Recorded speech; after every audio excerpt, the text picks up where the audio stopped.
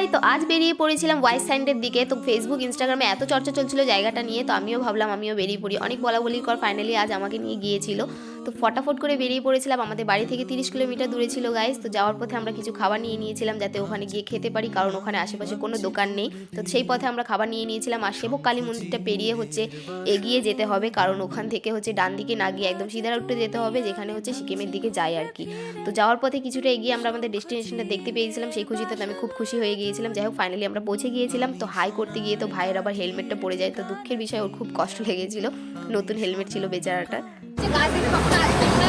Landmark দেখবেন যে একটা উপরে রাস্তার দিকে আছে, সেটাই শুধুমাত্র দেখবেন, তারপর চলে আসবেন। এখানে দেখবেন অনেক গাড়ি পার্কিং করা থাকবে, কারণ এখন একটা ট্রেন্ডিং জায়গা এটাই।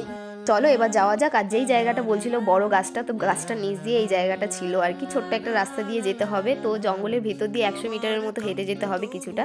জঙ্গলের ভিতর দিয়ে যাচ্ছি গাইস।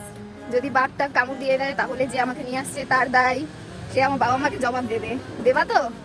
হ্যাঁ দেবে, কোনো অসুবিধা নেই। সেই গাইস, তেমন রিভিল করলাম না গাইস। নেমে তো রিয়াকশন ছিল ও মাই গডের মতো। আর নামার রাস্তাটা খুবই ভয়ঙ্কর ছিল, যে যেখানে যাবো আর কি। দৌড়ে দৌড়ে নেমে পড়েছিলাম একদম পাগলের মতো। সবাই ওভাবেই নামছিল আর কি। আর জায়গাতে আমার আসার একটাই উদ্দেশ্য ছিল যে ভালো ভালো ফটো তুলতে হবে, ভালো ভালো ভিডিও করতে হবে, তাহলেই আমার মনটা খুশি আর কি।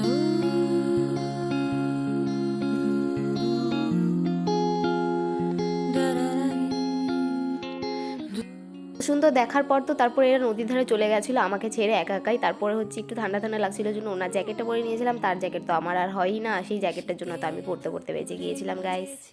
এত পেসফুল জায়গা গাইস, এখানে এত সুন্দর মন ভরার মতো একটা জায়গা, এত সুন্দর একটা সানসেট, নদী। মন খারাপ হলে পরে বসে একটা আড্ডা মারার জায়গা, খুবই সুন্দর, কিন্তু খুবই একটা রিস্কি একটা জায়গা।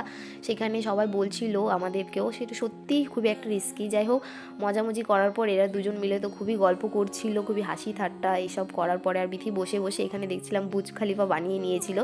ভাইকেও দেখছিলাম যে সেখানে বুর্জ খলিফা বানানোর জন্য প্রস্তুতি নিচ্ছিল। এত লাফালাফি করার পর আমার তো প্রচুর খিদে পেয়ে গেছিলো, জন্য খেতে চলে গিয়েছিলাম। আর ওখানে দেখছিলাম ও বুর্জ খলিফা হওয়ার দিকে চলে এসেছিল। ফাইনালি গাইস ও বানাচ্ছিল। যাই হোক ওর সাকসেস হয়েও গিয়েছিল, জন্য ও আবার ফটো ভিডিও করতে যাচ্ছিল। বিথি আই থিঙ্ক ভাবছিল যে ওর থেকেও বেশি বড় বানিয়ে ফেলেছে এখানে। আমিও ভাবছিলাম যে আমিও বানাবো। আর আরেকজনকে তো দেখছিলাম সে ডিপ্রেশনে চলে গিয়েছে।